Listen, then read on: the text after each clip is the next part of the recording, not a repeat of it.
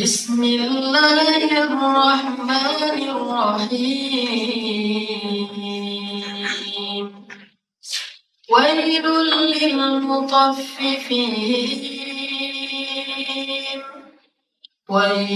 للمطففين الذين إذا اكتالوا على الناس يستوفون وإذا كالوهم أو وزنوهم يخسرون. ألا يظن أولئك أنهم مبعوثون ليوم عظيم يوم يقوم الناس لرب العالمين. كلا إن كتاب الفجار لفي سجين وما أدراك ما سجين كتاب مرقوم. ويل يومئذ للمكذبين الذين يكذبون بيوم الدين وما يكذب به إلا كل معتد أثيم. إذا تتلى عليه آياتنا قال أساطير الأولين. كلا بل ران على قلوبهم ما كانوا يكسبون. كلا إنهم عن ربهم يومئذ لمحجوبون. ثم إنهم لصال الجحيم. ثم يقال هذا الذي كنتم به تكذبون.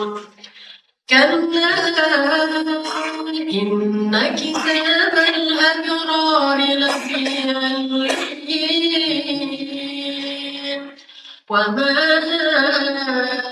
أدراك ما عليون كتاب مرقوم يشهده المقربون. إن الأبرار لفي نعيم على الأرائك ينظرون تعرف في وجوههم نضرة النعيم يسقون من رحيق مختوم ختامه مسك وفي ذلك فليتنافس المتنافسون. ومزاجه من تسنيم عينا يشرب بها المقربون. إن الذين أجرموا كانوا من الذين آمنوا يضحكون وإذا مروا بهم يتغامزون وإذا انقلبوا إلى أهلهم انقلبوا فكهين وإذا رأوهم قالوا إن هؤلاء لضالون وما أرسلوا عليهم حافظين. فاليوم الذين آمنوا من الكفار يضحكون على الأرائك ينظرون هل ثوب الكفار ما كانوا يفعلون.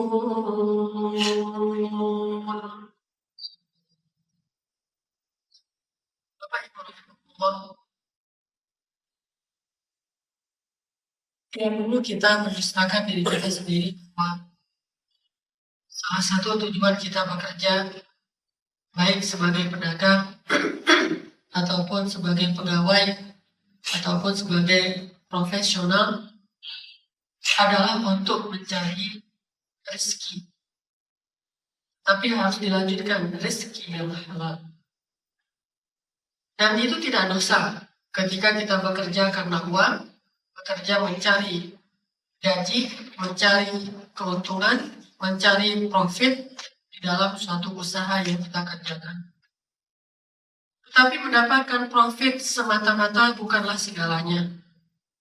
Mendapatkan keuntungan bukanlah segalanya. Mendapatkan bonus bukanlah segalanya. Yang segalanya itu adalah yang halal. Sehingga ketika kita berbicara menjadi seorang muslim yang lillah di tempat bekerja, maka kita berbicara tentang iman kita, keistiqomahan kita, iqah kita kepada Allah, agar kita senantiasa selalu memprioritaskan rezeki yang halal di dalam setiap pekerjaan kita. Kita yakin bahwa jatah kita telah ditentukan di Lauhul Mahfuz, rezeki kita telah ditulis bahkan sejak kita berusia 4 bulan dalam kandungan. Sehingga kita ketika membaca hadis riwayat Imam Ahmad, Nabi SAW mengatakan bahwa manusia dikumpulkan penciptaannya di dalam rahim ibunya dalam bentuk setetes air. Kemudian air ini menjadi segumpal darah. Kemudian darah ini menjadi segumpal daging. Kemudian diutuslah kepadanya malaikat. Lalu ditiupkanlah ke dalam rahim itu ruh dari ruh yang Allah sediakan di langit. Kemudian Allah menulis malaikat ini untuk mencatat 4 perkara. Pertama, mencatat ajalnya. Sehingga kita tidak perlu khawatir soal berapa lama kita akan hidup di muka bumi. Kata Imam Ibnu Taimiyah, ajal yang dicatat di dalam rahim ini adalah ajal yang sifatnya mutlak. Karena ada 2 bentuk ajal. Ada ajal mutlak, ada ajal muqayyad, ajal relatif. Ajal mutlak tidak bisa berubah. Dan tidak ada yang tahu. Wa ma tadri nafsun madza taksibu ghadan wa ma tadri nafsun bi ayyi ardin. Sehingga tidak perlu kita khawatir. Suatu saat Ali bin Abi Thalib saat dia ingin berangkat berjihad dengan penuh semangat sudah mempersiapkan segala perbekalan, seseorang bertanya kepada Ali, "Ya Ali, saya lihat kamu penuh dengan semangat berangkat berjihad, padahal itu peperangan. Tidakkah engkau takut akan kematian?" Apa kata Ali? "Kematian yang mana yang saya takutkan? Kematian yang datangnya hari ini, sehingga walaupun saya tidur di rumah tetap saya akan mati. Atau kematian yang datangnya besok, sehingga walaupun saya di tengah-tengah musuh hari ini, saya tetap akan hidup sampai besok. Kematian yang mana yang saya harus takut?" Kenapa? Karena rufi'atil aqlam wa jaffatis suhuf. Semuanya sudah dicatat oleh Allah dan pena sudah diangkat, sedangkan kertas sudah kering, maksudnya tidak berubah mutlak. Kemudian yang kedua yang dicatat kata Nabi adalah rezekinya. Wa ma min dabbatin fil ardi. Tidak ada satupun yang melata, yang berjalan di muka bumi, illa 'alallahi rizquha. Allah lah yang sudah menjamin rezekinya. Ini harus kita pahami kalau kita mau benar-benar menjadi lillah. Bukan sekedar bekerja lillah, tetapi kita harus yakin bahwa bekerja lillah itu artinya kita mencari ikhtiar, mencari asbab untuk mendapatkan apa yang sudah Allah sediakan untuk kita dan itu sudah Allah tulis. Sehingga kita tidak perlu khawatir tertukar dengan perintah orang lain. Tidak perlu khawatir akan berkurang karena kecurangan orang lain kepada kita. Tidak usah khawatir kalau kita salah langkah lantas kita akan miskin. Kalau kita bekerjanya ternyata salah strategi lantas kita akan kelaparan. Bekerja saja sebaik yang kita bisa, tapi nggak usah mikirin soal berapa jatah rezeki yang telah Allah sediakan untuk kita. Ya pokoknya ada aja, gak ada yang tahu berapa. Pokoknya ada. Ada apa enggak Ustaz? Pasti ada. Kalau tidak ada, berarti salahlah ayat di surat An-Nahl, di surat Hud, dan beberapa surat yang lain.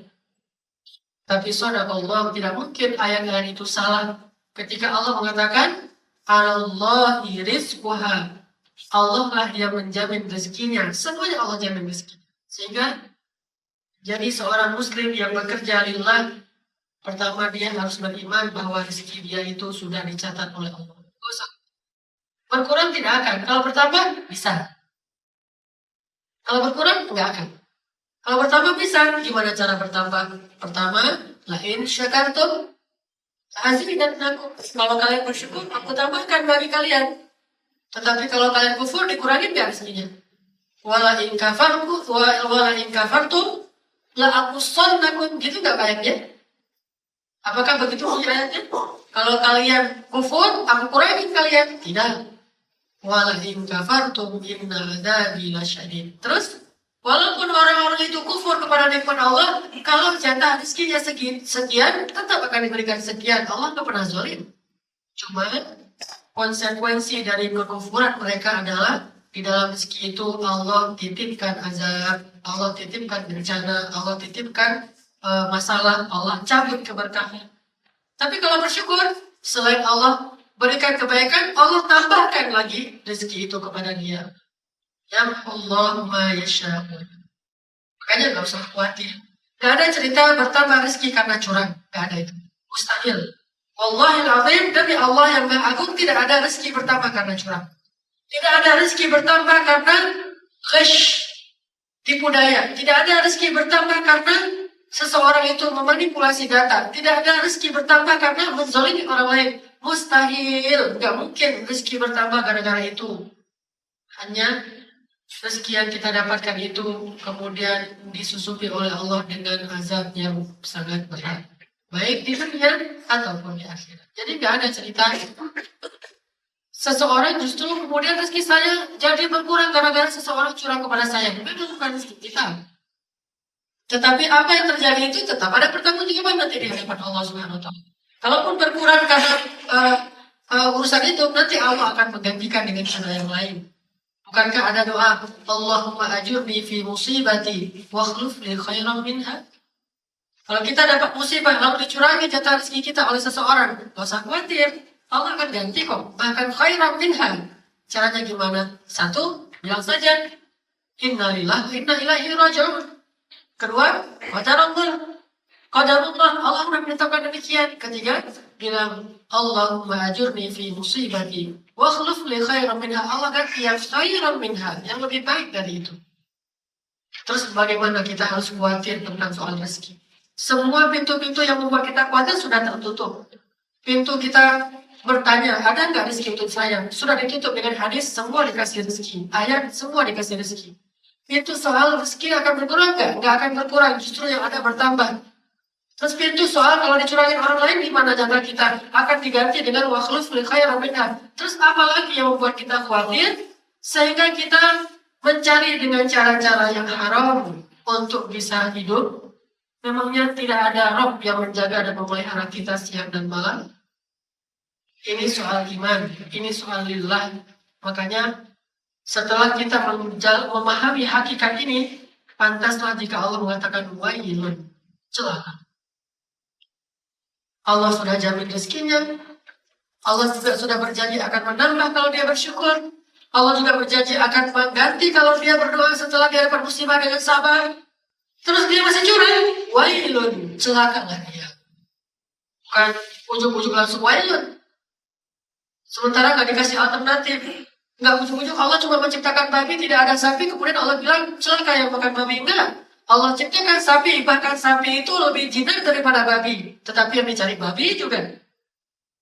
Bahkan sapi itu lebih sehat daripada babi, tetapi yang dicari kenapa yang haram? Allah ciptakan air yang baik untuk kesehatan kita. Semua dokter sepakat bahwa Air putih itu jauh lebih menyehatkan daripada khamar, tapi yang dicari khamar juga, narkoba juga, dan sebagainya.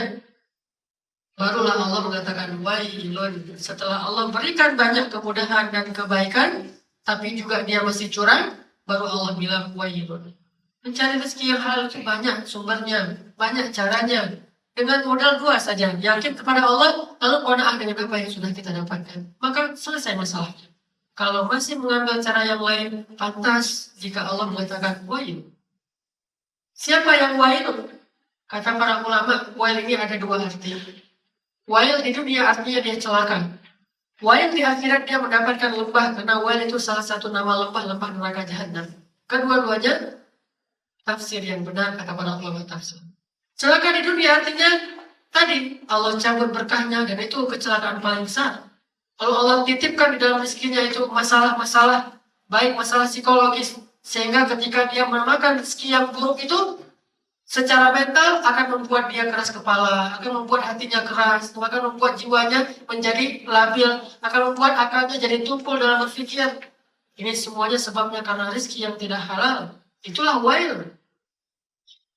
Kemudian Allah titipkan lagi untuk raganya masalah, yaitu penyakit. Sehingga dari makanan itu setiap dia makan makanan yang haram, Allah tambah penyakitnya. Allah tambah penyakitnya. Mungkin gak sekaligus langsung dia rasakan, dia drop, langsung kanker, langsung stroke.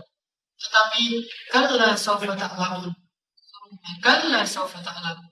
Kalla sawfa ta'lamun fid dunya. Summa kalla sawfa ta'lamun fil akhirah.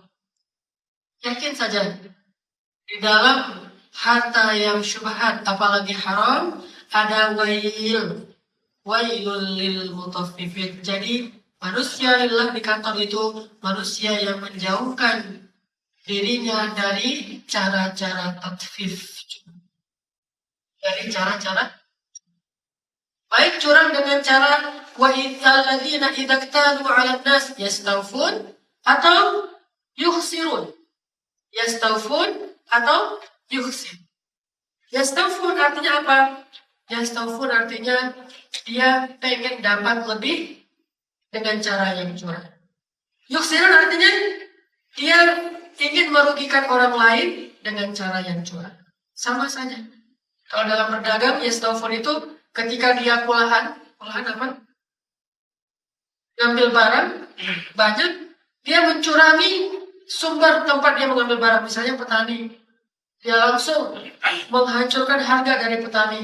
Misalnya kita beli beras dari petani, harga yang kita tetapkan untuk petani itu karena kita punya modal banyak, 1 kilo itu 2.000.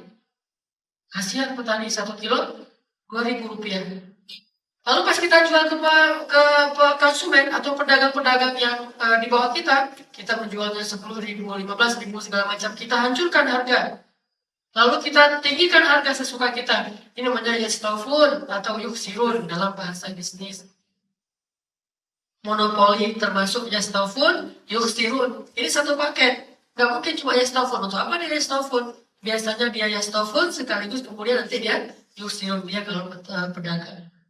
Begitu juga dalam urusan kepegawaian ketika kita bekerja. Kita minta gajinya diberikan bonus, tetapi kita masuknya sering telat, pulangnya sering duluan. Di dalam pekerjaan kita sering menunda-nunda tugas kita, dan lainnya kita selalu molor. Kemudian tugas kita kerjakan seadanya, yuksir apa adanya aja lah. Giliran minta gaji, kita minta yang lebih. Itu namanya yastawfun, yuksirun, wailun.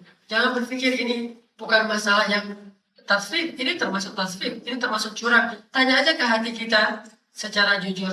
Bagaimana kalau kita punya sebuah perusahaan, kita ownernya, tiba-tiba pegawai kita cara kerjanya kayak gitu. Suka nggak kita dengan pegawai yang seperti itu?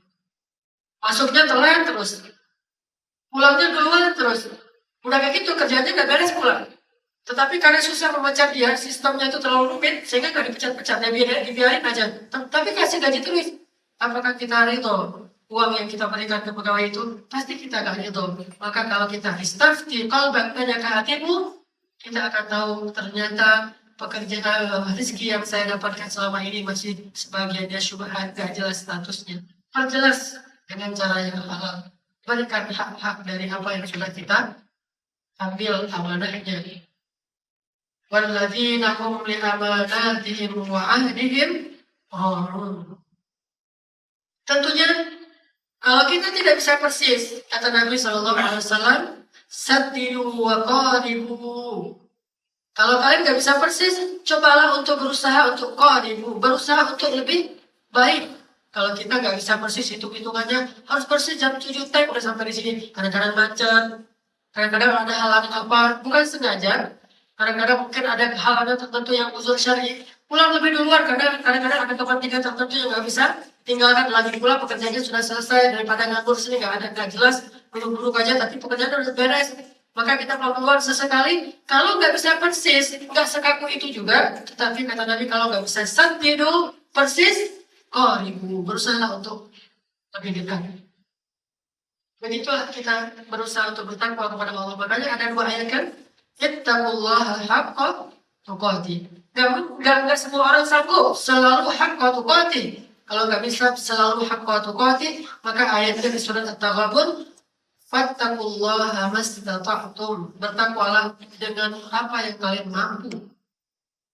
Kadang bisa haqqa tuqatih, disiplin banget, persis banget, sesuai deadline banget. Tapi kan nggak selalu bisa kayak gitu. Keadaan kita itu fluktuatif. Sebagaimana iman juga, semangat iman itu yazidu wa yanqus. Maka kalau nggak bisa persis setiap hari demikian, maka kita juga nggak perlu khawatir. Kalau gitu saya nggak mau ngambil gaji nggak juga. Jangan sekaku itu juga, jangan harus hitung-hitungannya itu persis per detik. Tapi berusahalah. Usaha itulah yang Allah lihat. Wa qul i'malu fasayarallahu mal. Kerjalah kalian dengan segenap kemampuan kalian. Allah akan menilai.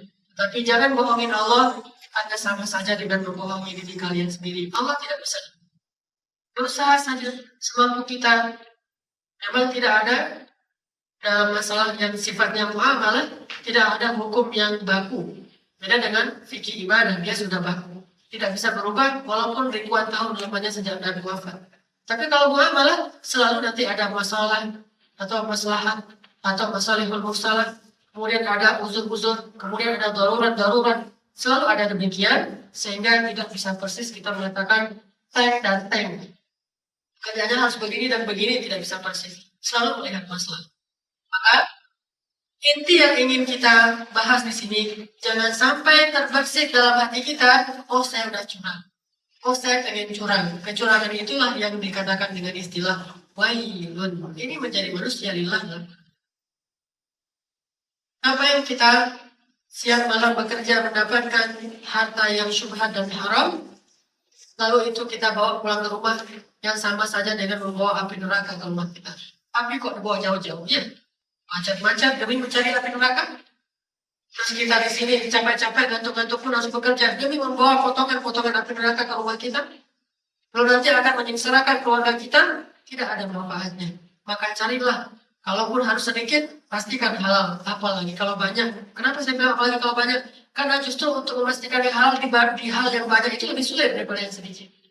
Makin banyak, makin kita harus jeli. Jangan-jangan dalam yang banyak itu bercampur dengan yang haram sehingga jadilah dia syubhat, tidak jelas. Biasanya kalau yang sedikit itu lebih mudah menemukan halalnya. Tapi kalau banyak justru kita harus lebih hati-hati karena yang banyak itu biasanya sudah bercampur dengan yang syubhat apalagi yang haram. Kalau kita bisa jamin ini, kita yakin dengan rezeki dari Allah ini, hidup kita akan nyaman. Hidup kita akan bahagia. Di dunia dan di akhirat, kita gak usah khawatir. Allah yang kasih kita makan, maka Allah juga yang akan meluluskan kita ujian nanti di padang mahsyar. Dari mana rezekimu, kemana kamu belanjakan. Allah yang kasih saya makan dengan cara yang halal. Kemana kamu pakai, saya berikan kepada anak-anak dan istri saya untuk kebutuhan mereka. Lulus sudah, tidak ada masalah. Makanya Abu Bakar As-Siddiq sangat berhati-hati soal rezeki ini. Sampai beliau secara tidak sadar pernah memakan sesuatu yang syubhat. Kemudian baru beliau tahu itu haram. Akhirnya beliau ambil semacam kayu kecil. Beliau masukkan ke mulutnya supaya beliau jadi mual dan muntah. Demi ingin mengeluarkan daging yang sudah beliau makan itu.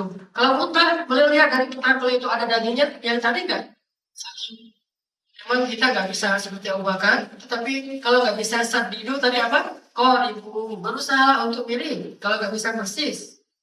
Abu Bakar memang dahsyat. Kalau soal menjaga lisan, coba gimana cara Abu Bakar menjaga lisan? Pasti kita nggak pernah mempraktikkan ini, termasuk saya. Caranya beliau akan mengampu, mengemut batu. Beliau akan taruh batu di bawah lidahnya, bukan batu yang mulus, batu yang agak-agak perengkal-perengkal gitu, ditaruh di bawah lidahnya, sehingga kalau beliau mau ngomong itu susah ada batunya, sehingga kalau beliau mau bicara, beliau ambil dulu batunya, bicara. Selesai bicara yang penting-penting aja, taruh lagi batu di bawah lidahnya. Sepanjang hari kayak gitu. Ada yang pernah melakukan? Gak bisa saat kan ya, kalau itu kalau gitu. Makanya kata Nabi apa? Kalau ditimbang iman Abu Bakar dengan seluruh umat Islam, maka iman Abu Bakar lebih berat. Coba timbang satu hal aja, soal iman bicara. Man kana yu'minu billahi wal yawmil akhir falyaqul khairan aw liyasmut. Siapa yang beriman kepada Allah dan hari akhir, hendaklah berkata-kata baik atau diam. Masalah ini aja, iman kepada Allah dan hari akhir soal lisan. Siapa di antara umat Islam yang pernah melakukan ini? Seluruh umat Islam tidak ada, bahkan Umar pun tidak melakukan itu. Berarti benar kata Nabi. Cuma Abu Bakar yang melakukan itu, kita nggak bisa melakukan itu udah ketetapan Nabi. Maka kalau nggak bisa bersih, ya udah kau ibu berusaha untuk mendekat. Begitu juga dalam urusan tadi itu makanan, Abu Bakar masukin kayu ke dalam mulutnya, muntah lagi sampai matanya tuh bolak-balik keluar air mata. Dilihat-lihat dari sisa muntah, ada nggak daging yang tadi dimakan? Ditaruh gini lagi sampai saking lamanya beliau demikian, orang-orang khawatir dengan keadaan beliau. Apa kata orang-orang yang melihat? Ya Aba, sudahlah wahai Abu Bakar, kamu bisa mati dengan ini. Kata Abu Bakar apa? Lebih baik ruhku tercabut gara-gara ingin mengeluarkan makanan ini daripada aku mati dalam keadaan tubuh daging dan darah dengannya. Aku tidak rela. Ini Abu Bakar. Nanti masalah sedekah, coba siapa yang mau mendampingi sedekahnya Abu Bakar? Semua hartanya dikasih, pernah sedekah semua hartanya sampai nggak punya apa-apa? Mana pernah? Seluruh umat Islam pun nggak pernah melakukan itu selain Abu Bakar. Makanya imannya beda. Tapi kenapa tetap diceritakan? Supaya kita bisa qoribu, kalau nggak bisa santidu. Kalau nggak bisa persis, berusahalah untuk walaupun sedikit. Itu juga dalam masalah makanan. Sa'ad bin Abi Waqqas, paman Nabi dari ibu beliau, dalam bahasa Arab disebut khal. Kalau dari ayah disebut am. Dari ibu disebut khal. Paman beliau dari Sa'ad bin Abi Waqqas pernah datang kepada Nabi mengatakan, ya Rasulullah, mintalah kepada Allah agar Allah mengabulkan doa-doa saya. Nabi kalau udah mengangkat tangan, Allah langsung mengabulkan. Jangankan Nabi, orang soleh saja kata Allah, kalau hambaku mengangkat kedua tangannya, ini dalil bahwa bolehnya berdoa dengan mengangkat tangan. Jadi kalau orang bilang, gua gak usah angkat tangan, mana ada kayak gitu. Bukan sekaku itulah. Karena Nabi juga mengatakan, Allah malu jika melihat hambanya mengangkat kedua tangannya, tidak mengabulkan doanya. Allah malu. Jadi boleh angkat tangan, boleh nggak angkat tangan, boleh. Lanjutkan ya, 3 cara berdoa kan? Begini, atau nggak sama sekali, atau dengan tolong. Tiga-tiganya dilakukan Nabi. Nabi kalau nggak angkat tangan, Allah kabulkan. Tetapi Nabi tidak mengangkat tangan. Apa kata Nabi? Atib marhamak ya Sa'ad. Kalau mau doa kamu mustajabah, bersihkan makanan wahai Sa'ad. Arti bersihkan sumber rezekimu dari yang syubhat dan haram. Maka sejak saat itu, saat langsung berhenti bisnis rentenir. Saat Abbas, termasuk Utsman bin Affan, rata-rata mereka punya investasi dalam riba. Waktu itu masih disebut sebagai rentenir kayak gitu. Minjamin terus dapat lebih 2 kali lipat, 3 kali lipat, nggak tahu bukan 10%, 20%, 100%, kadang-kadang 200%. Sehingga jadi kaya raya, terutama kepada orang miskin. Kalau sesama orang kaya, mereka biasanya suka tabarruk, saling tolong menolong, supaya nanti bisa ditolong ketika mereka susah. Tapi kalau kepada orang susah, justru ditekan terus. Itu gaya-gayanya orang Arab jahiliyah. Makanya Sa'ad langsung pulang membersihkan harta-hartanya. Dia datang ke bagian miskin, sudah lunas. Harta kamu sudah lunas, utang kamu sudah lunas. Sehingga dia hanya mengambil ra'sul mal, modal dia saja yang halal. Kemudian setelah itu Nabi mengatakan, ya Rabb, istajib li Sa'ad idza da'a. Baru Nabi angkat tangan, ya Allah, terimalah doa-doa Sa'ad jika dia berdoa. Maka sejak saat itu kata para sahabat, jika Sa'ad sudah berdoa, langsung Allah kabulkan saat itu juga. Kenapa? Rezekinya sudah ada. Kita mengandalkan rezeki yang banyak. Lalu ketika terjadi musibah, sakit, segala macam, kita berdoa, ya Rabbi, ya Rabbi, ya Rabbi. Apa kata Allah? Makaluhu haram, mashrabuhu haram, malbasuhu haram, fa'anna yustajabu lidzalik. Makanannya haram, minumannya haram, semua yang dia pakai itu haram. Terus gimana Allah akan mengabulkan doanya? Mana lebih penting dikabulkan doa atau sekian banyak? Kalau disuruh pilih nih, dapat uang 1 miliar atau dikabulkan doa, pilih yang mana? Dikabulkan doa, karena dengan kalau dikabulkan doa bisa minta uang 1 triliun kan? Orang yang cerdas akan mengatakan, ya Allah, saya pilih doa saja. Syarat kalau mau dikabulkan doa, bersihkan sumber rezeki kita. Gak apa-apa gak dapat 1 miliar, gak apa-apa gak dapat proyek, gak apa-apa gak dapat bonus, yang orang lain dapat kita gak dapat, tapi kita halal. Kenapa? Itu modal kita. Nanti kalau kita punya masalah, tinggal minta sama Allah. Kalau mereka punya masalah, uangnya tidak bisa menolong mereka. Ma'agna aku maluhu wa ma kasab. Memangnya uangnya Abu Lahab bisa menolong dia dari sakaratul maut? Bahkan matinya itu menggenaskan lagi tuh. Gimana matinya Abu Lahab? Mati dengan penyakit menular. Penyakitnya menular tahu dan mengerogoti tubuhnya sehingga dia sendiri juga sengsara sekali, menderita sekali. Saking sedihnya kematian Abu Lahab ini, ketika dia sudah mati, tidak ada satupun orang yang menjenguknya. Orang lain meninggal dijenguk, Abu Lahab tidak ada yang menjenguk. Bahkan orang-orang Quraisy pun tidak mau menjenguknya. Bahkan anaknya pun tidak mau menjenguknya, sehingga dia semacam dipasung di rumah sendiri, tidak ada yang datang sampai dia mati. Setelah dia mati, anak-anaknya tidak berani menyentuh dan menguburkannya. Caranya gimana? Di samping rumahnya digali kuburan, kemudian mereka ambil kayak semacam galah gitu, kayu panjang, mereka dorong-dorong tubuhnya Abu Lahab sampai ke gelundung, sampai masuk ke dalam kuburan itu baru ditanam. Saking parahnya kisah kematian Abu Lahab. Makanya Allah bilang apa? Tabban. Taban itu bahasa lain wailun. Bahasa lainnya taban adalah wailun, celaka. Namanya harta dan apa yang dia usahakan selama ini bisa menolong dia? Tidak bisa. Makanya lebih penting dikabulkan doa lo daripada banyak duit. Banyak duit itu gak bisa nolong kita. Orang pergi ke Singapura kemana-mana berobat gak sembuh. Tapi kalau doa, Umar bin Khattab orang yang kalau sudah berdoa insya Allah kabulkan. Datang orang sakit perut. Tapi tidak datang untuk berobat ya. Datang cuma pengen ketemu Umar. Cuma dia gini-gini megang perut. Kata Umar, "Dik, kamu kenapa?" "Saya sakit perut udah berapa hari." Dipegang sama Umar. Baca Al-Fatihah langsung sembuh. Giliran Umar yang sakit. Orang-orang yang datang pada baca Al-Fatihah kepada Umar nggak sembuh-sembuh. Kenapa?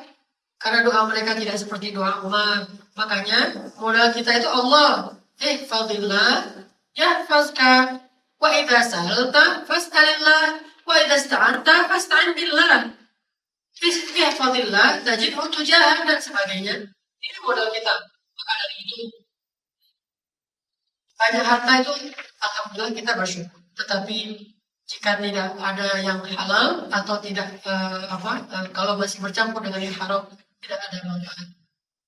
Nanti ketika kita butuh Allah, Allah tidak akan menolong kita. Allah suruh cari aja harta yang kamu kumpulkan selama ini. Namanya bisa menolong kamu. Alladzi jama'a malahu wa'addadah. Terus dia pikir, yahsabu anna malahu akhladah. Apa kata Allah? Kalla. Sama sekali enggak. Dia pikir harta itu bisa buat dia hidup lebih lama, artinya sembuh dari penyakit, panjang usia, segala macam. Kalla, kata Allah, sama sekali tidak. Bahkan di kalimat awalnya pun sama. Wailul likulli humazatin. Udah wailun, kalimatnya kalla pula. Terus kalau di surat yang lain, alhaakumut takatsur.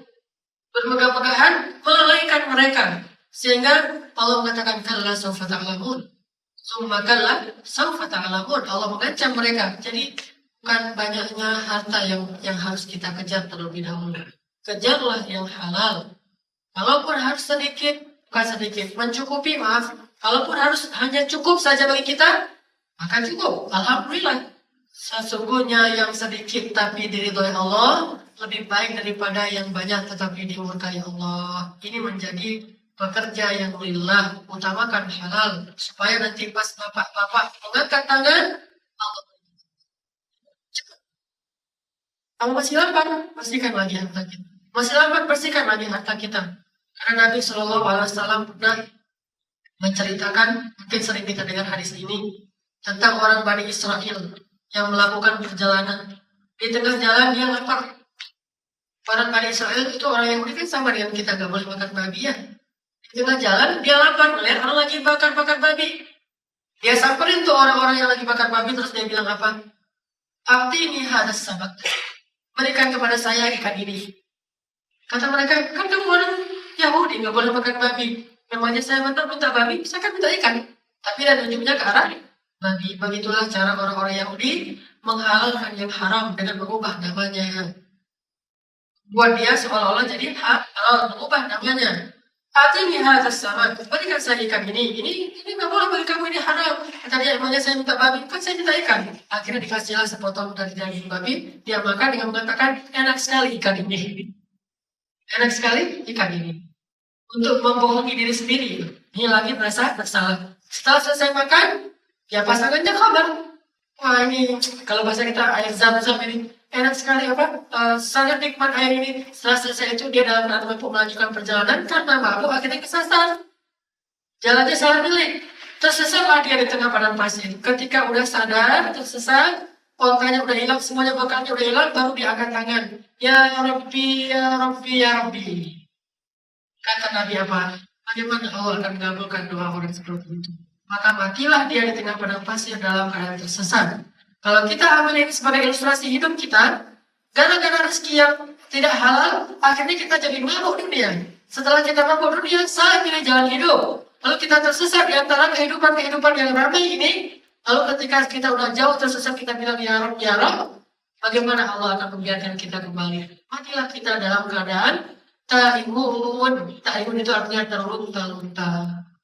Makanya, gak usah dekat-dekat dengan yang syubhat. Apalagi yang tapi kalau kita bawa yang halal, yang kita bawa itu diridhoi Allah. Kalau diridhoi Allah, maka manusia juga akan ridho. Istri kita ridho, anak-anak kita ridho. Berikan kepada mereka akan jadi qurrata a'yun. Sehingga anak yang makan rezeki yang halal itu akan jadi seperti Sulaiman. Tahu kenapa rahasia hebatnya Sulaiman?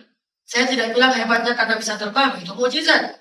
Saya tidak bilang hebatnya karena dia bisa menguasai jin, itu mukjizat. Saya bilang hebatnya Sulaiman karena dia solih. Walaupun dia orang raja yang besar, tapi dia tidak sombong, itu hebat. Walaupun dia kaya raya, tetapi dia tidak lupa diri kepada Allah, dia itu hebat. Ketika dia jadi hakim, dia adil. Ketika dia jadi prajurit, dia pemberani. Itulah yang saya maksud dengan hebat. Apa rahasia kehebatan Sulaiman? Kata Nabi, sebaik-baik rezeki adalah rezeki keluarga Daud. Siapa Daud? Bapaknya Sulaiman. Berarti sejak dia lahir, sebaik-baik rezeki yang dimakan oleh manusia adalah rezeki yang dimakan oleh Sulaiman. Karena rezekinya keluarga Daud. Jadilah anak seperti Sulaiman. Tahu kenapa Maryam itu soleha banget? Tidak mengenal laki-laki dalam hidupnya kecuali 3 orang. Imran ayahnya, Zakaria pamannya, Isa anaknya. Cuma ini aja 3 orang laki-laki yang dia kenal. Yang lain dia kenal. Saking terjaganya Maryam, sehingga dijuluki dengan nama Al-Azra. Perempuan yang menjaga kehormatan, suci. Bahasa Inggrisnya Saint Mary. Bahasa Arabnya Maryam Al-Azra. Kenapa bisa disebut Saint Mary? Karena makanannya bukan dari Imran. Padahal Imran orang saleh. Bukan dari Zakaria. Padahal Zakaria itu Nabi. Tapi dari Allah langsung turun dari langit. Saking sucinya makanan Maryam. Sehingga ketika Maryam kelaparan, langsung datang makanan di depan Maryam. Roti, buah-buahan, dan segala macam. Pas Zakaria masuk, Zakaria melihat ada makanan masih segar. Zakaria bertanya, Anna laki hadha? Dari mana kamu dapat ini, wahai Maryam? Apa jawaban Maryam? Huwa min indillah, dari Allah. Ini makanan. Kalau kita nggak bisa dapatkan makanan yang langsung turun dari langit seperti Maryam dan Bani Israel, setidaknya carilah makanan yang diridhoi di langit. Kalau nggak bisa cari makanan yang langsung turun dari langit, carilah makanan di bumi tetapi yang diridhoi di langit. Itu sama saja dengan makanan yang turun dari langit. Makanya Maryam itu soleha. Ketika dia melahirkan anaknya, tidak ke bidan, tidak ke dukun beranak, tidak ke dokter, tidak sesat, segala macam. Dia pergi mengasingkan diri ke Makkah dan Qasiyah, ke sebuah tempat yang jauh. Tidak ada yang melihat Maryam. Lalu melahirkan anak seorang diri. Lalu anak itu menangis karena kehausan. Maryam juga kecapean habis melahirkan. Lalu dipanggillah oleh malaikat dari bawahnya. Wahai Maryam, minumlah air dari bawah kaki anakmu. Dari bawah kakinya muncul air dari Allah. Air yang sangat murni. Minum. Rezeki yang halal. Lalu goncangkan pohon kurma itu. Pohon kurma ini pohon kurma yang boleh dimakan oleh siapa saja. Bukan kebun milik seseorang. Jatuh buah-buahnya dari Allah. Kemudian, Fakuli washrabi wa qadri aina. Makanlah, minumlah, dan berbahagialah. Coba lihat. Makan, minum, bahagia. Bahagia itu kalau kita dapat makanan dan minuman yang Allah ridhoi baru bahagia. Qadri aina. Kalau enggak ada kalimat qadri aina. Fakulu washrabu wa qurru ainan. Kalau mau kayak gitu, bahagia. Fakulu washrabu dengan hani al-mari'ah, itu bahasa di surga. Kalau di dunia qurri ainan, kalau di surga hani al-mari'ah sama. Hani al-mari'ah itu artinya makanannya sehat, bahagia, senang. Caranya makan dan minumannya itu harus halal. Mau punya anak yang soleh, makanannya coba koreksi lagi.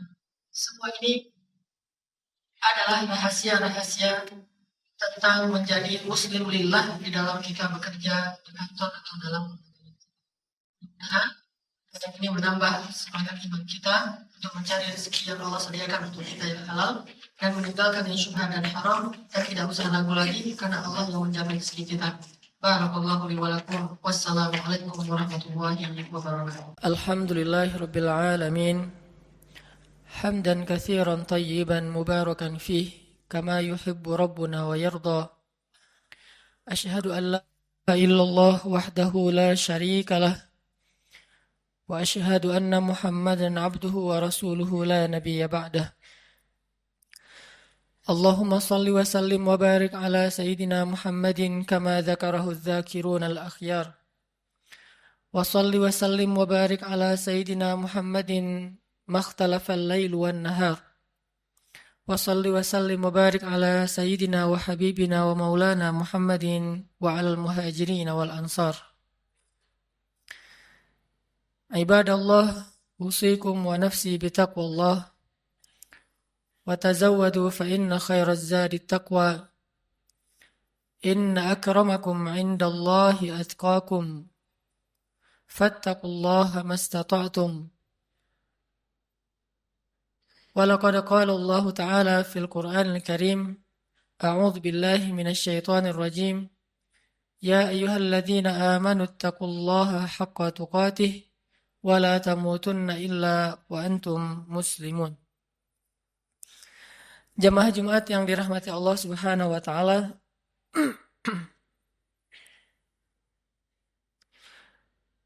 Dalam sebuah hadis yang diriwayatkan oleh Imam At-Tirmidzi, Rasulullah sallallahu alaihi wasallam pernah bersabda, An Abdullah bin Mas'ud radhiyallahu an qala Rasulullah sallallahu alaihi wasallam, Ala ukhbirukum biman yahrumu 'alan nar aw biman tahrumu 'alaihi an-nar, ala kulli qaribin hayyinin sahlin.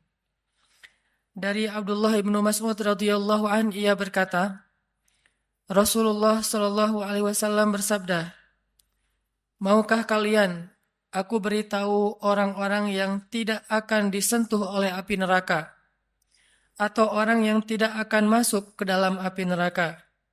Mereka adalah setiap orang yang memiliki sifat qaribin hayyinin sahlin. Hadis riwayat At-Tirmidzi.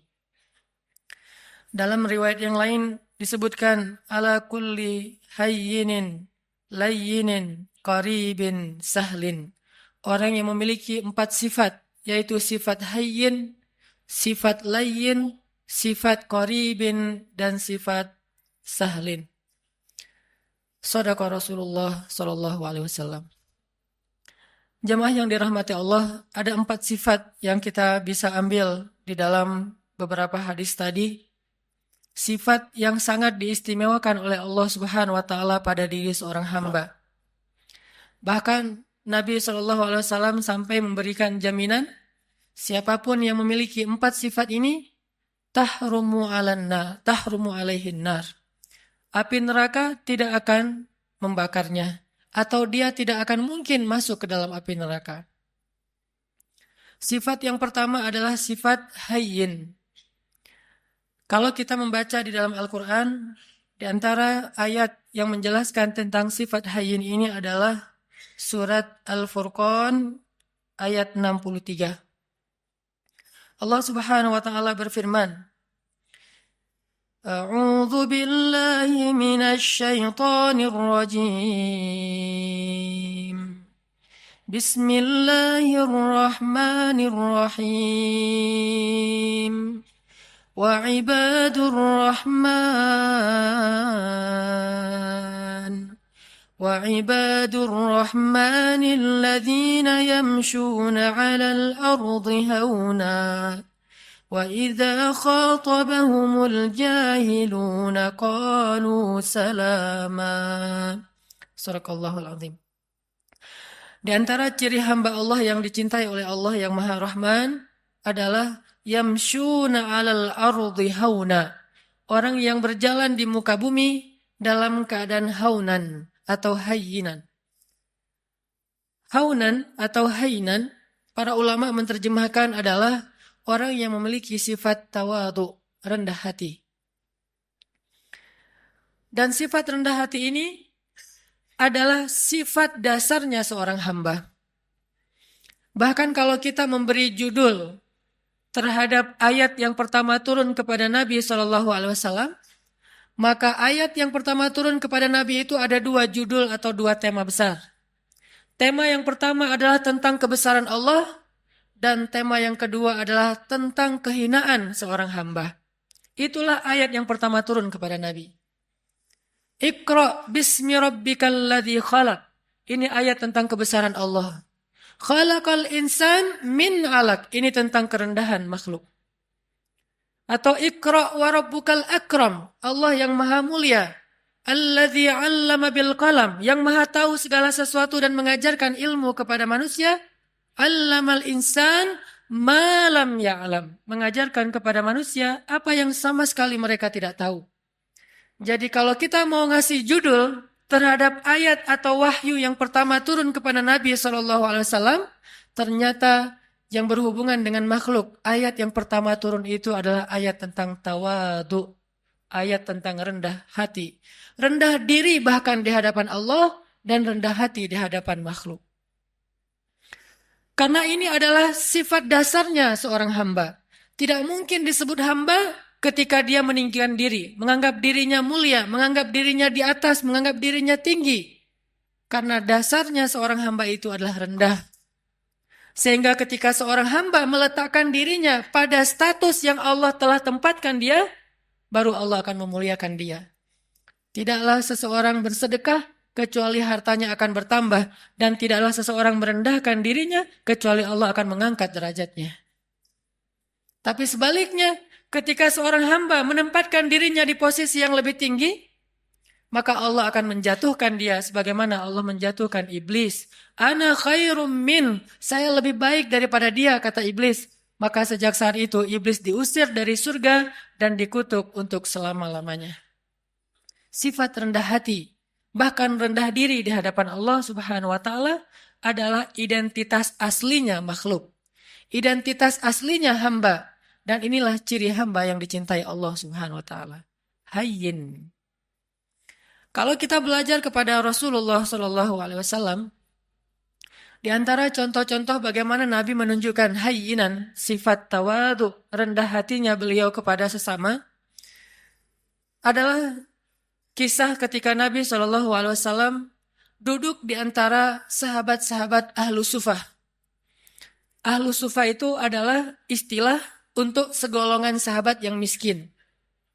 Yang mereka makan roti dari bahan yang kasar. Rotinya itu kasar dan keras, sehingga kalau ingin dimakan, roti itu harus direndam dulu dengan air baru bisa dimakan. Saking kasar dan kerasnya roti ini. Dan dalam bahasa Arab, ini diistilahkan dengan qadid. Ketika Nabi duduk di antara para sahabat miskin, lalu mereka menghidangkan roti-roti yang keras di hadapan Nabi. Lalu mereka merasa tidak enak hati karena malu kepada Rasulullah. Menganggap Rasulullah tidak pantas makan roti seperti yang mereka makan. Apa kata Nabi? Sesungguhnya saya adalah anak seorang perempuan yang biasa makan qadid. Sesungguhnya saya adalah anak seorang perempuan yang biasa makan qadid. Nabi ingin menempatkan dirinya sama dengan yang lain, sehingga yang lain tidak merasa canggung kepada beliau. Dan beliau mengatakan, saya sudah biasa makan makanan seperti ini dari dulu juga. Jadi kita sama. Akhirnya para sahabat merasa nyaman makan bersama Rasulullah SAW. Ini namanya hayyin. Tidak mencari perbedaan, tidak menganggap dirinya tidak pantas atau tidak level dengan orang lain, tetapi justru merendahkan diri sehingga menjadi sama dengan orang lain. Bahkan dalam riwayat yang lain yang mungkin ceritanya juga cukup terkenal, walaupun ulama memberikan judul yang berbeda-beda terhadap kisah ini, adalah kisah ketika Nabi bertemu dengan sekelompok penggembala ternak. Dan di Arab pada masa itu, yang menggembala ternak rata-rata bukan menggembala ternak pribadinya, bukan miliknya. Biasanya milik orang kaya, digembalai oleh orang-orang miskin. Sama kayak Nabi dulu pernah menggembala ternak-ternak orang Mekah, bukan ternak beliau sendiri. Ketika Nabi duduk di antara para penggembala, maka Nabi menyampaikan, tidaklah Allah mengutus seorang Nabi kecuali mereka pernah menggembala ternak. Kenapa Nabi mengatakan ini? Mungkin ada ulama yang memberi judul hadis ini dengan judul tentang karakter building, tentang leadership. Tetapi jangan lupa bahwa angle lain dari kisah ini adalah sesungguhnya Nabi mencari persamaan antara beliau dengan orang di sekelilingnya. Bahwa beliau mengatakan, tidaklah Allah mengutus seorang Nabi kecuali pernah menggembala ternak. Seolah-olah menggembala ternak itu adalah pekerjaan yang mulia. Dan membuat mereka tidak pesimis, tidak rendah diri di hadapan Nabi SAW. Ini adalah cara-cara cerdas Nabi SAW dalam menyampaikan akhlak, menunjukkan akhlak hayyin, rendah hati di antara para sahabat. Banyak lagi hadis-hadis yang luar biasa, kisah-kisah bagaimana Nabi rendah hati di antara orang lain, di antara para sahabat. Bahkan ketika Nabi SAW berbicara dengan anak kecil, maka Nabi akan jongkok supaya setara ukuran tubuh beliau dengan tubuh anak kecil. Tidak berbicara seolah-olah beliau adalah seorang atasan kepada anak kecil yang bekerja di rumah beliau, seperti Anas bin Malik. Ini bahasa-bahasa hainan, orang-orang yang rendah hati di hadapan makhluk. Dan Allah Subhanahu wa taala seringkali mengingatkan manusia tentang sifat rendah hati dengan cara menyebutkan asal muasal penciptaan manusia. Hampir semua ayat tentang penciptaan manusia ada pesan moral tentang hainan, rendah hati di dalamnya. Tidakkah kalian perhatikan dari apa kalian diciptakan? Ada ayat diciptakan dari tanah, ada ayat diciptakan dari dua manusia, yaitu Adam dan Hawa. Ada ayat yang diciptakan dari setetes air yang hina. Ada ayat yang diciptakan dari segumpal darah. Intinya adalah kalian harus tahu diri bahwa kalian sebetulnya bukan siapa-siapa. Allah lah yang telah memberikan kepada kalian kehormatan dan kemuliaan. Intinya adalah rendah hati. Hampir semua ayat tentang penciptaan manusia ada pesan tentang rendah hati di dalamnya. Makanya Nabi SAW mengatakan, di antara 4 sifat yang paling dicintai Allah kepada makhluk adalah hayyin, sifat rendah hati. Memandang orang lain sama dengan dirinya. Dan di antara makna sombong atau takabur adalah merendahkan orang lain dan menganggap dirinya lebih baik daripada orang lain. Jamaah yang dirahmati Allah Subhanahu wa taala. Sifat yang kedua, hayyinin layyin. Layyin ini secara bahasa artinya bertutur kata dengan bahasa yang lemah lembut. Kalau kita memperhatikan bagaimana Islam bisa memadukan antara lemah lembut dengan ketegasan, ini menunjukkan betapa akhlak dalam Islam itu sempurna. Karena banyak orang yang tidak bisa memadukan dua hal ini, seolah-olah ketika bersikap lemah lembut, dia menjadi lemah. Dan ketika bersikap tegas, dia menjadi kasar. Padahal tegas dan kasar sesuatu yang berbeda, lemah dan lembut juga sesuatu yang berbeda. Layyin dan tegas, lemah lembut dan tegas, sesuatu yang bisa dipadukan karena dua-duanya akhlak yang mulia. Mustahil dua akhlak mulia itu tidak bisa dipadukan, itu mustahil. Yang tidak mungkin dipadukan adalah akhlak mulia dan akhlak yang tercela. Maka kalau ketegasan kita sepakati sebagai akhlak mulia, pasti mungkin sekali untuk memadukan ketegasan dengan sikap lemah lembut. Bahkan salah satu ayat yang cukup jelas mengajarkan kepada kita tentang sikap lemah lembut dalam situasi apapun adalah ayat ketika Allah mentarbiyah, mendidik Musa dan Harun ketika mengutus keduanya untuk berdakwah kepada Firaun. Ketika Allah mengutus Musa dan Harun berdakwah kepada raja yang paling zalim yang pernah hidup di muka bumi, bukan hanya raja yang keras, yang kasar, bahkan raja ini pernah mengaku dirinya sebagai Tuhan. Bukan hanya syirik, tapi dia mengaku sebagai Tuhan. Dia mengatakan, Ana Rabbukumul A'la. Saya adalah Tuhan kalian yang paling tinggi. Ketika Allah mengutus Musa dan Harun untuk berdakwah kepada raja yang paling jahat ini, apa kata Allah? Wa qula lahu qawlan layyinan. Dan ucapkanlah kepada dia ucapan yang lembut.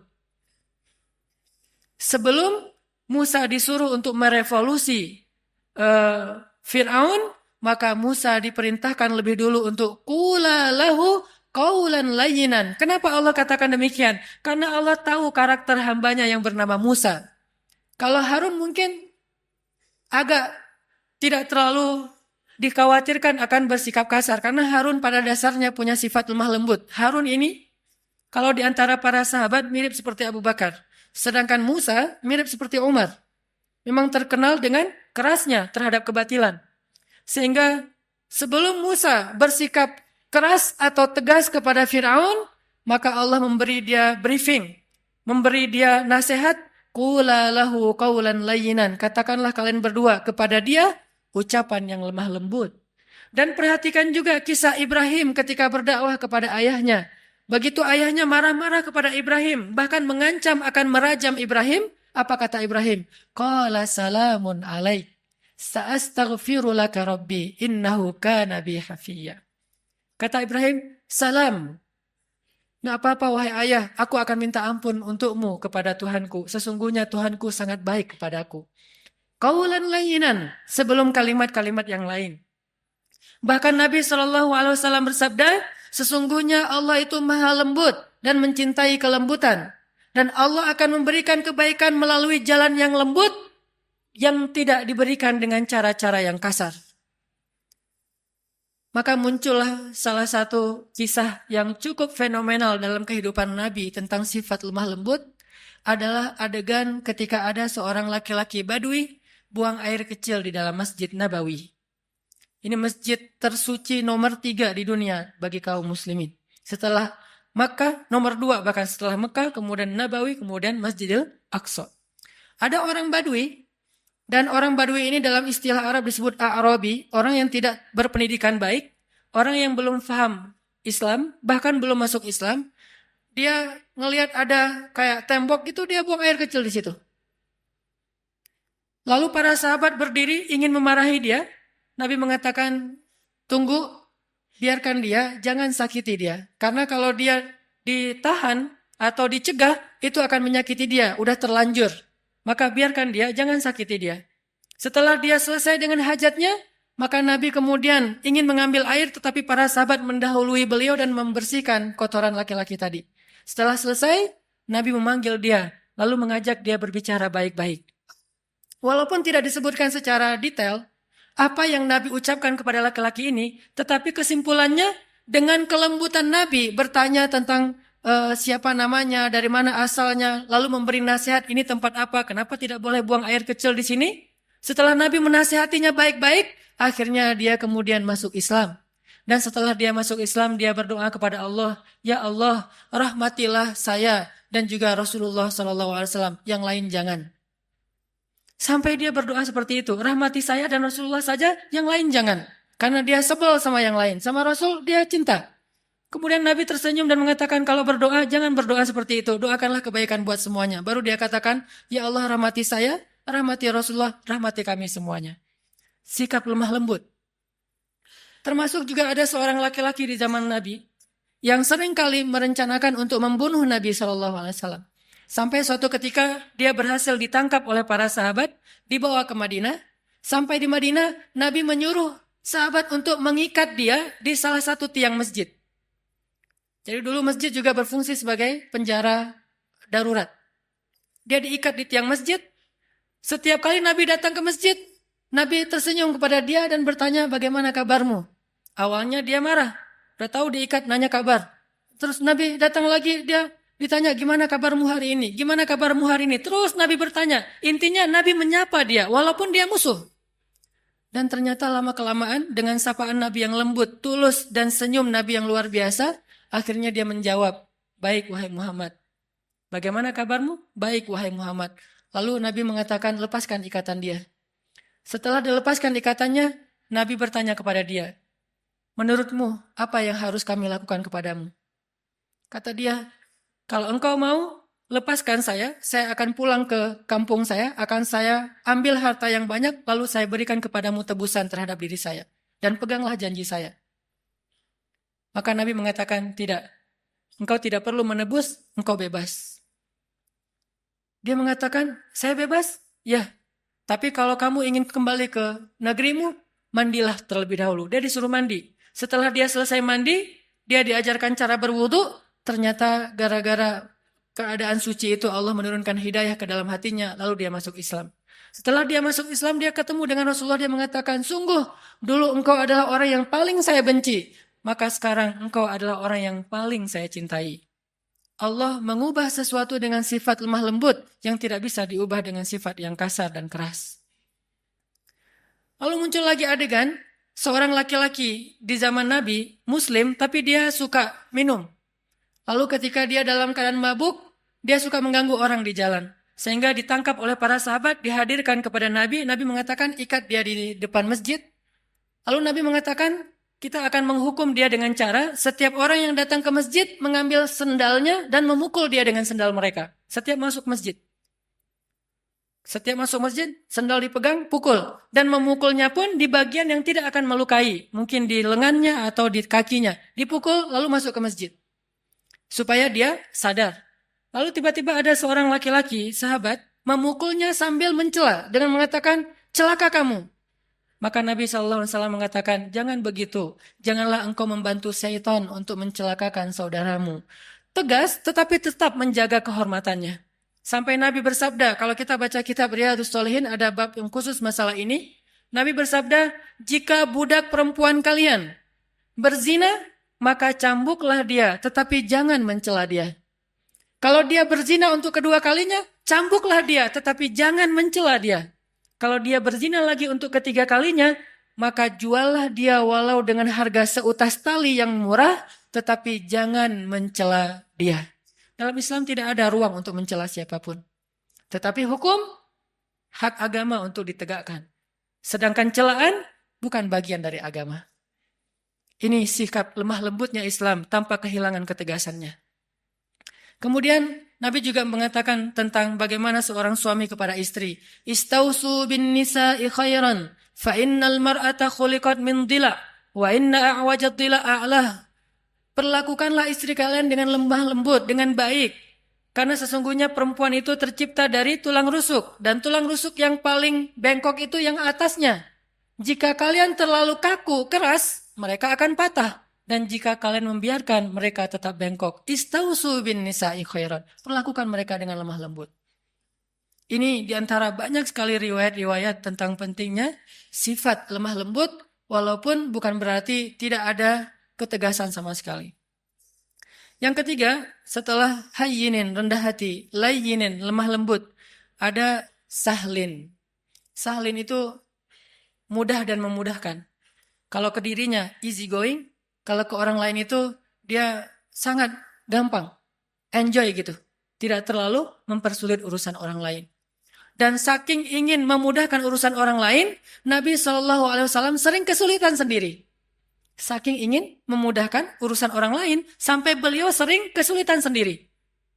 Di antaranya, suatu saat Nabi sedang berada di pasar, tiba-tiba ada seorang perempuan, kemudian meminta Nabi, hei anak muda temenin saya belanja. Nggak tahu kalau itu Rasulullah. Ditemenin sama Nabi, angkat barang-barangnya sampai selesai semuanya. Kemudian diantarkan ke rumahnya sehingga Nabi jadi tidak menyelesaikan hajatnya sendiri. Demi memudahkan urusan orang lain. Karena Allah berfirman, siapa yang memudahkan urusan saudaranya di dunia, maka Allah mudahkan urusan-urusan dia nanti di akhirat. Dan kita tahu akhirat itu hari ketika urusan akan sangat sulit dan kepayahan. Nabi memudahkan.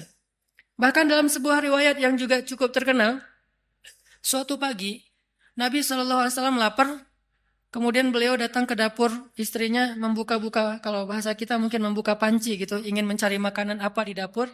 Ternyata hari itu Aisyah belum memasak apa-apa. Sehingga Nabi ketika lagi buka-buka panci di dapur, tiba-tiba Aisyah muncul. Nabi tidak ingin mempersulit Aisyah, sehingga tiba-tiba Nabi mengatakan, ya Aisyah, hari ini saya berpuasa. Sehingga Aisyah otomatis mengatakan, oh ya sudah kalau gitu sekalian, memang saya hari ini tidak memasak? Bukankah puasa sunnah boleh niat belakangan dengan syarat belum makan apa-apa? Akhirnya Nabi yang tadinya niat tidak puasa, gara-gara tidak ada makanan dan tiba-tiba Aisyah muncul. Dan kalau Nabi sampai ketahuan lagi buka-buka panci, nanti Aisyah terpaksa harus belanja, masak segala macam. Untuk memudahkan Aisyah, Nabi mengatakan langsung, Aisyah, hari ini saya berpuasa. Sehingga Aisyah tidak perlu merasa bersalah karena tidak memasak hari itu. Lihat bagaimana Nabi memudahkan urusan keluarganya. Bahkan ketika ditanya kepada Aisyah, ya Aisyah, apa yang dilakukan Nabi di rumah? Aisyah mengatakan, Nabi di rumah sibuk menyelesaikan semua urusan istri-istrinya. Jadi Nabi kalau di luar, orang berlomba-lomba menyelesaikan hajat beliau, kalau di rumah, beliau justru sibuk dan tidak berhenti untuk menyelesaikan hajat keluarganya. Menyelesaikan urusan orang lain, sahlin, memudahkan. Dan Allah Subhanahu wa taala senang memudahkan urusan hamba. Yuridullahu bikumul yusra wala yuridu bikumul usra. Allah ingin memudahkan kalian dan tidak ingin mempersulit kalian. Lalu siapa kita yang ingin mempersulit urusan orang lain?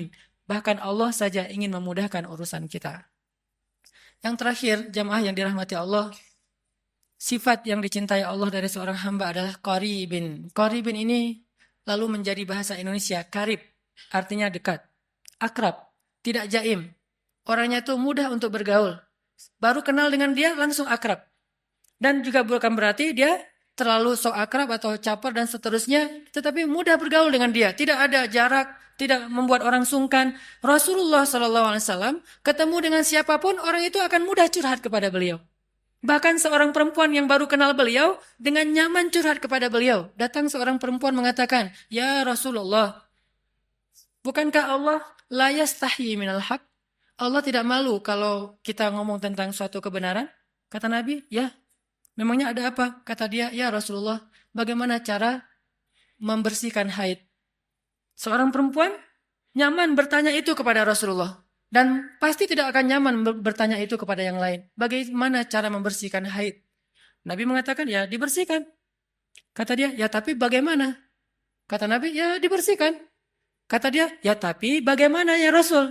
Akhirnya Aisyah yang mendengar pertanyaan ini, memegang tangannya, membawa dia masuk ke dalam dan dijelaskan secara lebih jelas, lebih detail, karena Nabi tidak mungkin menjelaskan itu kepada yang bukan mahramnya.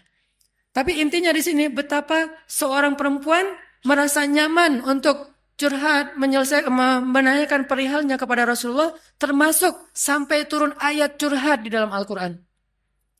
Tahukah kita surat curhat di dalam Al-Quran? Surat curhat itu namanya Al-Mujadalah atau Al-Mujadilah. Kalau kita baca Al-Mujadilah artinya curhat. Kalau kita baca Al-Mujadilah artinya perempuan yang sedang curhat. Sampai turun ayat tentang curhat, seorang perempuan datang kepada Rasulullah dan menanyakan perihal masalah keluarganya kepada Rasulullah SAW. Dan tidak ada orang yang datang kepada Nabi dalam keadaan kecewa.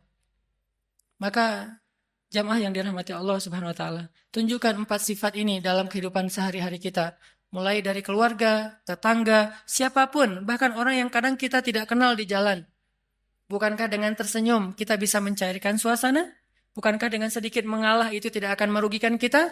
Kita adalah muslim. Dan sebagai muslim, kita punya tanggung jawab untuk memperlihatkan bahwa Islam itu agama yang indah, agama yang terbaik. Jangan sampai agama Islam ini dicela, justru karena akhlak kita yang tidak baik. Berarti kita telah mencoleng agama kita sendiri. Barakallahu li walakum.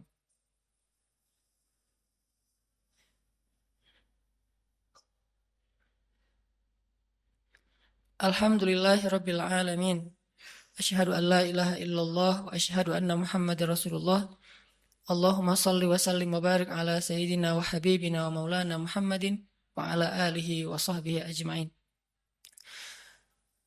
Jamaah yang dirahmati Allah Subhanahu wa taala, Allah Subhanahu wa taala berfirman, Bismillahirrahmanirrahim. Ya ayuhan nas, ya ayyuhalladzina amanu, la yaskhar qaumun min qaum asa ayyakunu khairan minhum wala nisa'um min nisa' asa ayyakunna khairan minhun. Janganlah kalian saling mencela, karena bisa jadi orang yang dicela itu lebih baik daripada orang yang mencela. Begitu juga sekelompok perempuan. Jangan mencela kelompok perempuan yang lain, karena bisa jadi perempuan yang dicela itu lebih baik daripada yang mencela. Intinya, ayat-ayat akhlak di dalam Al-Quran itu sangat banyak, dan jangan lupakan bahwa akhlak itu sama pentingnya dengan akidah dan ibadah. Dan bukan berarti mengambil akhlak membuang akidah dan ibadah. Atau sebaliknya, mengambil akidah dan ibadah saja tapi mengabaikan akhlak. Islam adalah sebuah kesatuan. Memahami Islam itu harus kafah. Udkhulu fis silmi kafah. Masuklah kalian ke dalam agama ini secara utuh. Utuh artinya tidak mengambil sebagian ayat dan membuang sebagian yang lain. Mengambil satu sunnah dan membuang sunnah yang lain. Mengambil satu syariat dan membuang syariat yang lain. Maka siapapun yang membeda-bedakan antara satu ayat dengan ayat yang lain, satu sunnah dengan sunnah yang lain, satu syariat dengan syariat yang lain, sungguh dia tidak beriman kepada Allah Subhanahu wa taala. Yukhadi'una Allah walladzina amanu wama yakhda'una illa anfusahum. Mudah-mudahan kita bisa mengamalkan ayat dan hadis-hadis tentang akhlak ini dalam kehidupan kita, dan Allah Subhanahu wa taala memberikan apa yang dijanjikan kepada kita, yaitu terhindar dari api neraka. Terakhir, marilah kita sama-sama berdoa, dan saya selalu berharap kaum muslimin di seluruh dunia, hari Jumat adalah yaumud du'a, hari diijabahnya doa. Maka bantulah saudara-saudara kita di Suriah, di Palestina, di Rohingya, di seluruh dunia, termasuk mungkin yang di Indonesia seperti di Aceh dan di seluruh Indonesia. Bantulah mereka dengan doa. Mudah-mudahan doa-doa kita akan meringankan urusan-urusan mereka dan akan mendatangkan pertolongan Allah Subhanahu wa taala kepada mereka. Bismillahirrahmanirrahim. Allahumma ighfir lana walil muslimin. Allahumma ighfir lana waliwalidayna warhamhuma kama rabbayana sighara. Allahumma inna nas'aluka al-huda wat-tuqa wal-'afafa wal-ghina. Allahumma a'inna ala dhikrika wa syukrika wa husni ibadatik. Rabbana آتنا من لدنك رحمة وهيئ لنا من أمرنا رشدا واجعل لنا من كل ضيق مخرجا ومن كل هم فرجا ومن كل عسر يسرا. اللهم انصر الإسلام والمسلمين. اللهم انصر المسلمين في فلسطين. اللهم انصر المسلمين في سوريا. اللهم انصر المسلمين في العراق. اللهم انصر المسلمين المستضعفين المظلومين في رهينيا. اللهم انصر دعوتنا يا الله. اللهم اشف صدور المسلمين يا الله.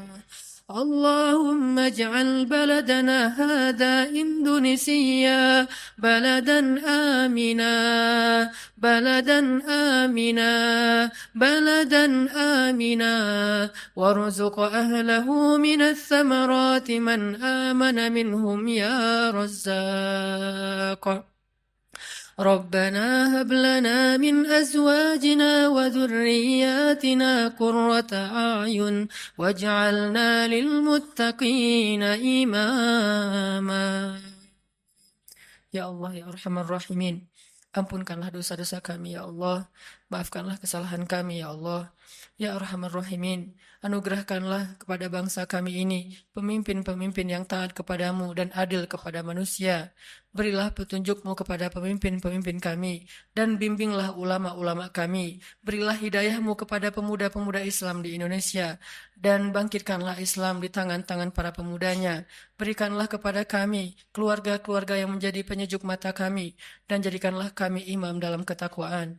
Ya Arhamar Rahimin, bantulah saudara-saudara kami di seluruh dunia, saudara-saudara kami di Palestina, di Suriah, di Irak, di Myanmar, di Yaman, di Mesir, dan di seluruh dunia ya Allah. Bantulah saudara-saudara kami di Nanggro Aceh Darussalam dan kuatkanlah kesabaran mereka. Hindarkanlah negeri ini dari malapetaka dan musibah-musibah yang akan mengambil dan menyakiti urusan dan menyulitkan urusan kaum muslimin. Ya Arhamar Rahimin, satukanlah barisan kaum muslimin, satukanlah hati kaum muslimin. Engkaulah yang menggenggam hati hambamu, tidak ada daya dan upaya kecuali dengan kebesaranmu, ya Allah. Ya Arhamar Rahimin, jadikanlah kami termasuk di antara orang-orang yang menolong agamamu. Jangan engkau biarkan kami menjadi orang yang hanya duduk berpangku tangan dan membiarkan agamamu dalam keadaan terlunta-lunta. Ya Arhamar Rahimin, selamatkanlah kami di dunia dan di akhirat. Jauhkan kami dari azab kubur. Berikanlah kepada kami husnul khatimah. Rabbana atina fid dunya hasanah wa fil akhirati hasanah wa qina adzabannar. Qulu qawli hadza wastaghfirullah li wa lakum innahu huwal ghafurur rahim.